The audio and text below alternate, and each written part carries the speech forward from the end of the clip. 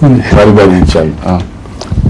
خدا تعالیٰ کے علم میں تھا کہ آخری زمانے میں یہ عربی زبان جو ہے یہ ساری باقی زبانوں پر غالب آ جائے گی.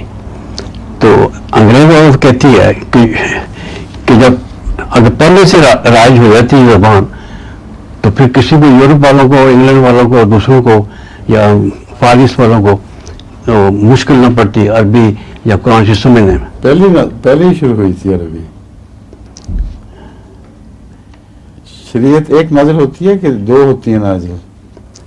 ایک خدا کی تعلیم دیتے ہیں یا کئی خداؤں کی؟ نہیں پہلے جواب دیں نا. نہیں، ایک ہی ہوتی ہے سر. ایک ہی ہوتی ہے، پھر بدل کیوں جاتے ہیں بعد میں لوگ؟ بھائی بت بن گئے، کئی اور خدا بن گئے. تو انسان کا رجحان ہے وحدت سے تفریق کی طرف، اور انسان بدلتا ہے. اللہ تعالیٰ نے پہلی زبان عربی ہی نازل فرمائی تھی، وہی سکھائی تھی انسان کو. خلق الانسان علمہ البیان. البیان جو ہے یہ عربی زبان ہے. اگر کلام کے معنی کیے جائیں تو یہ بیان بنتے ہیں. حضرت مسیح موعود صلی اللہ علیہ وسلم نے اسی لیے اس کو ام الالسنہ فرمایا ہے. جی. تو ایک آدم سے دیکھیں کتنے رنگ بدل گئے. انگریزوں کی چمڑی اور ہو گئی، ان کی چینیوں کی اور، جاپانیوں کی اور، ہندوستانیوں کی اور.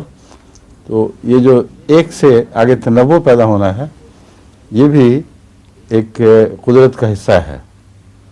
بس اس لیے ایک زبان سے زبانیں بنی لیکن پھیل کے مختلف ہوتی چلی گئیں. پھر دوبارہ ان کا ایک حالت کی طرف لوٹانا، یہ ہے اصل پلان آف تھنگز جس کو کہتے ہیں.